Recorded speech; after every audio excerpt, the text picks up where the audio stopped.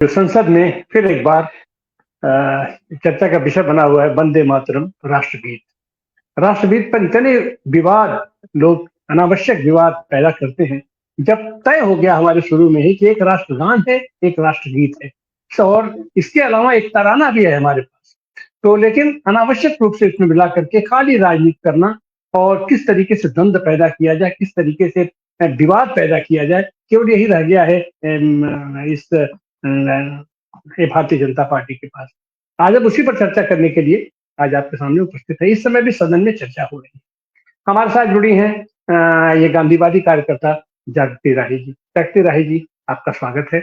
हमारे साथ ये प्रोफेसर सतीश कुमार जुड़ गए हैं, उनका भी स्वागत है। हमारे साथ इफ्का के राष्ट्रीय सचिव ये शैलेंद्र कुमार जी जुड़े हैं, आपका भी स्वागत है। हमारे साथ जुड़ गए हैं डॉक्टर सुनील। डॉक्टर सुनील, तो आपने एक सामयिक चर्चा आवाहित की, अच्छा लगा।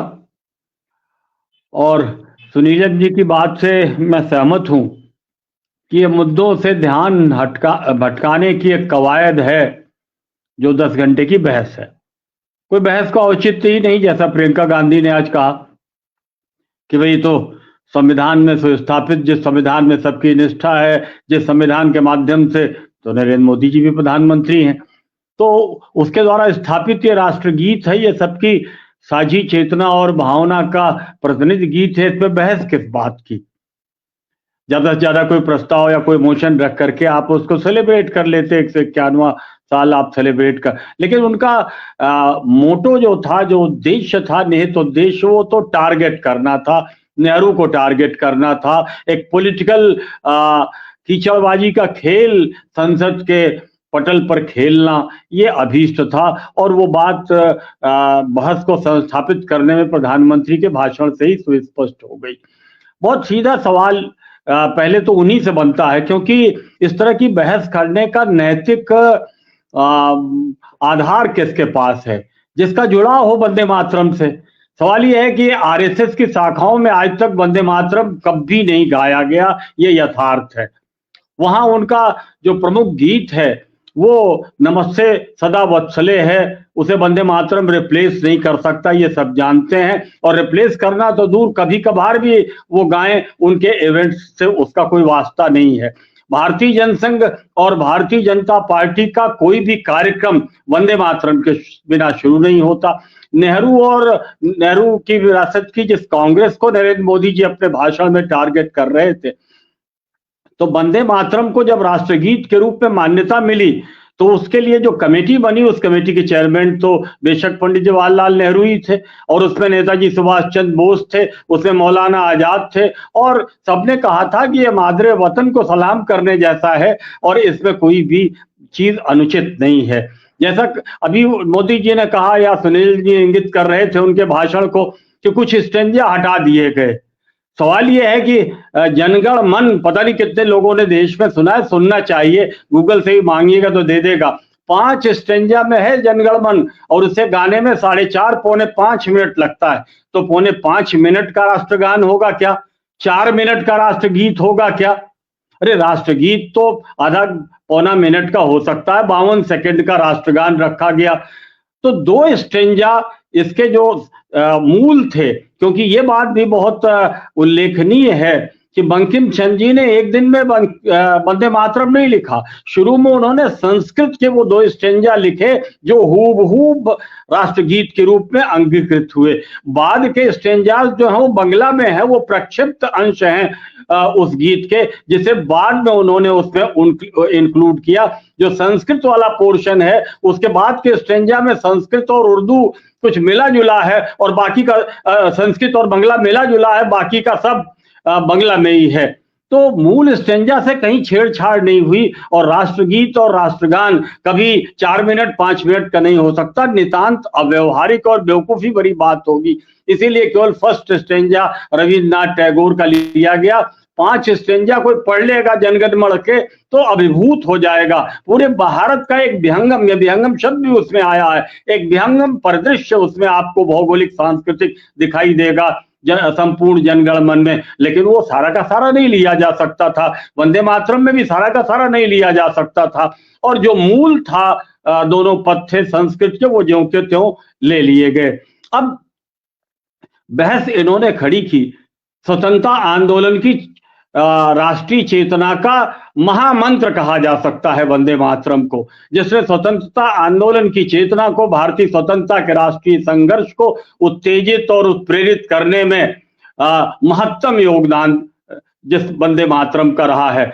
कभी भी कांग्रेस की बात उन्होंने मोदी जी ने की, तो कांग्रेस का कोई भी अधिवेशन इवन आज भी और पुरानी परंपरा से बिना वंदे मातरम के गान के नहीं शुरू होता। कोई अधिवेशन हो, कोई प्रशिक्षण शिविर हो, बहुतों का अनुभव, जागृति जी बैठी हैं उनको भी है प्रशिक्षण शिविरों का, उसमें अभी पहले ध्वजवंदन होता है। राष्ट्रीय पर्वों पे 26 जनवरी 15 अगस्त को भी पहले ध्वजवंदन होता है, और ध्वजवंदन की शुरुआत ही वंदे मातरम से होती है। आज मैंने पोस्ट भी डाली, तो कांग्रेस सेवा दल के लोग कराते हैं, और उस ध्वजवंदन में वंदे मातरम का संवेद गान, और उस एक में तो ईसाई लड़की लीड कर रही है उस गान को, और जब संवेद गान होता है तो ये तो कहा नहीं जा सकता कि कांग्रेस में मुसलमान है ही नहीं है।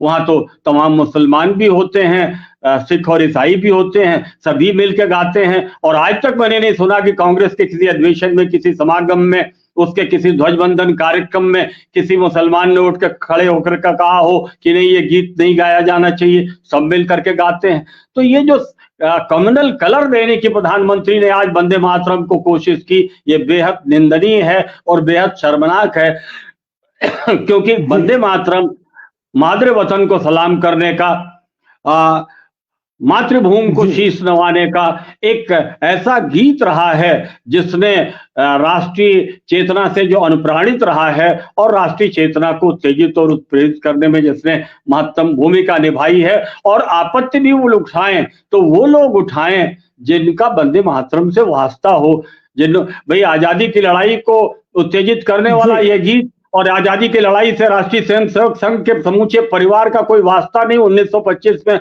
उनकी स्थापना हो गई थी। आपको गांधी बुरे लगते थे, आपको नेहरू बुरे लगते थे, आपको सत्याग्रह बुरा लगता था, उनका आंदोलन, मत जाते उसमें। आप भगत सिंह और चंद्रशेखर आजाद के साथ क्रांतिकारी गतिविधियों में नहीं जा सकते थे।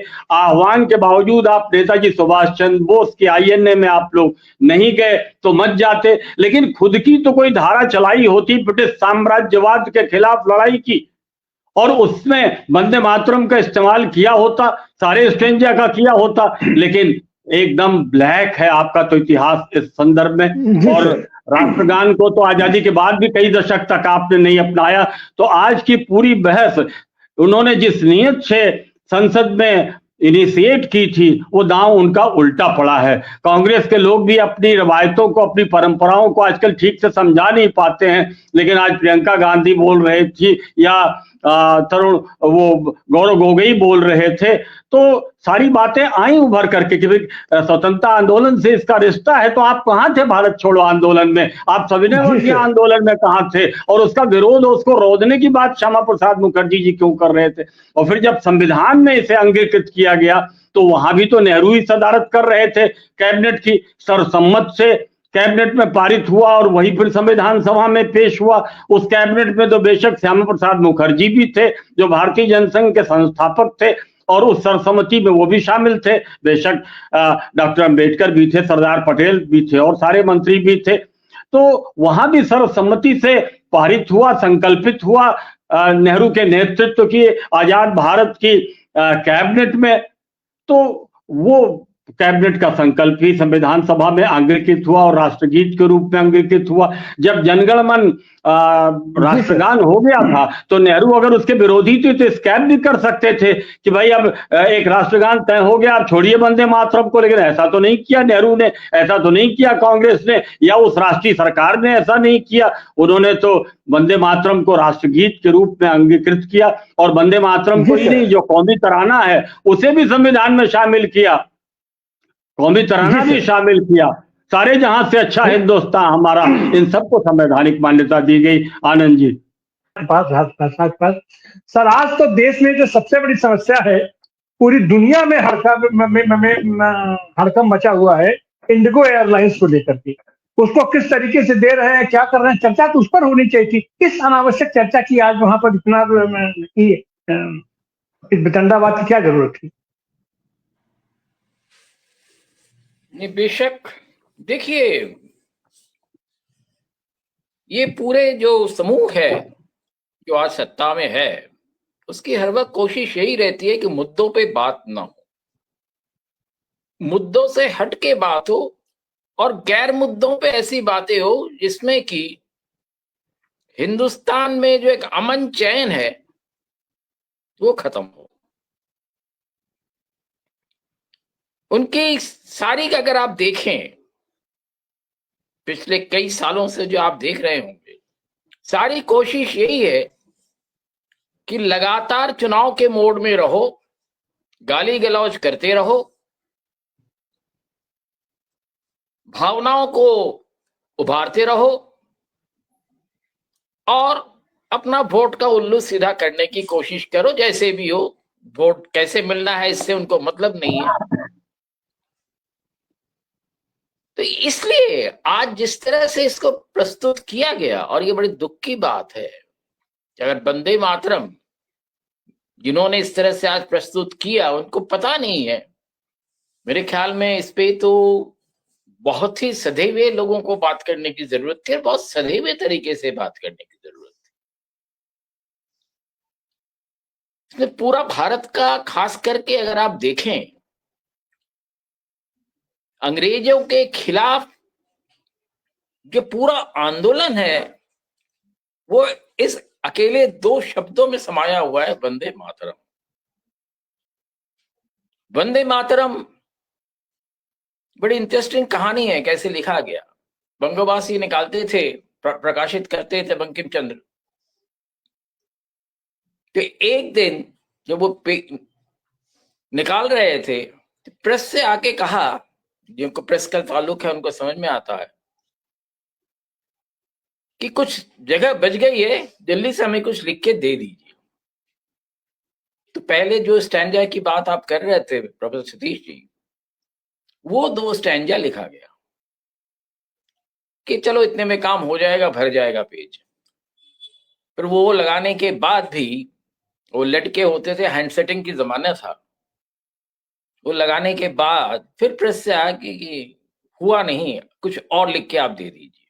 तो बाकी के जो स्टैंजाज है उसके बाद लिखे गए थे उसमें। ये 1872 की बात है। पर ये वंदे मातरम का स्लोगान जो है उससे भी 100 साल पहले का है। ये बहुत कम लोगों को पता है। 1770 से लेके, यानी कि पलाशी के युद्ध के 15 साल बाद ही लगभग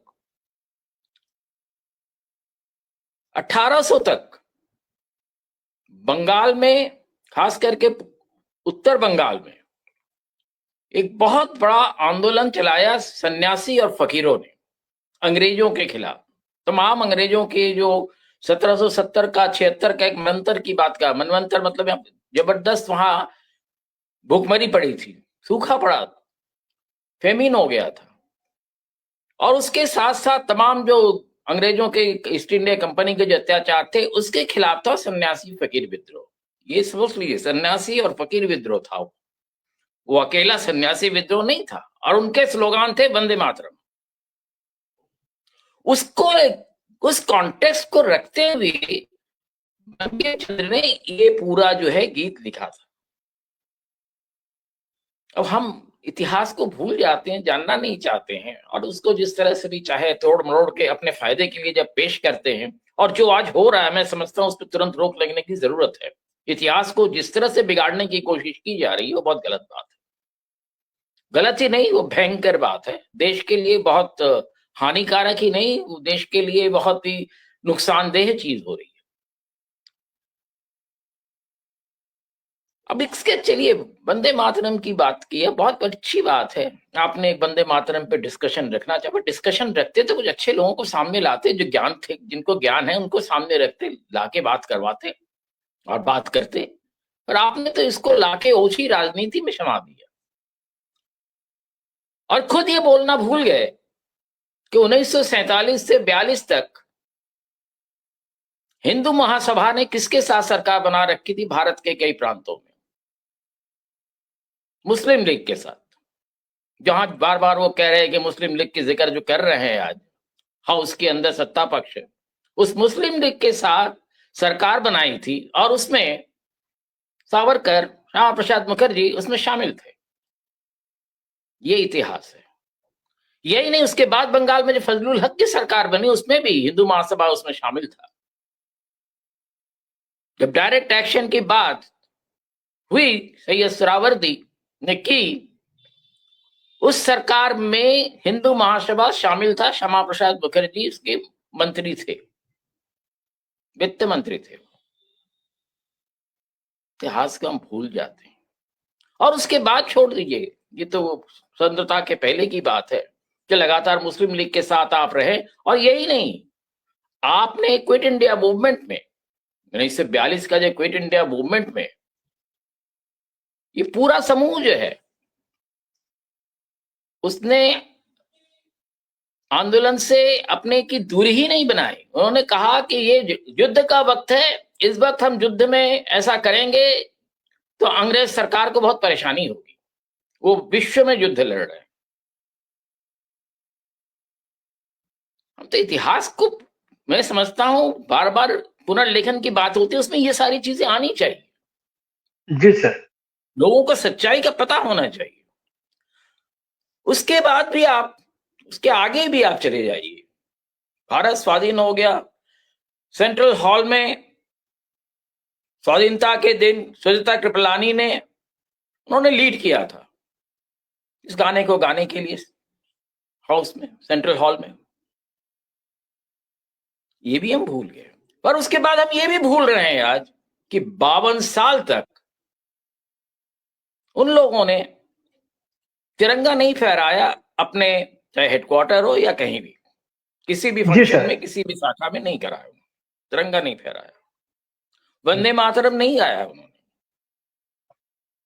जैसे सतीश जी कह रहे थे, जिक्र कर रहे थे, वो अपने गीत गाते रहे। तो इतनी सारी चीजों को, इतने सारे झूठ बोलने की क्या जरूरत है? जी सर। वंदे मातरम एक बहुत ऐतिहासिक है। वंदे मातरम भारत की आत्मा से जुड़ा हुआ है और इसका न तो सांप्रदायिकीकरण करना चाहिए, न भावनात्मक रूप से इसका किसी फायदा लेने की कोशिश करना चाहिए। ना जो 1896 की जब जिक्र करते हैं, रविंद्रनाथ टैगोर ने इसको कांग्रेस के सेशन में कलकत्ता में गाया था, क्या तब कलकत्ता ही कहलाता था, कोलकाता नहीं था। जी जी। तो उसमें हम ये भी कहना भूल जाते हैं कि वो सेशन कांग्रेस का था। अब कम से कम कभी भी हम कहीं भी बात करते हैं, कम से कम तथ्यपरक बात करते हैं, फैक्चुअल बात करते हैं। अब कांग्रेस ने वंदे मातरम को इतना आगे बढ़ाया, ये कहने में भी आपको परेशानी होती है।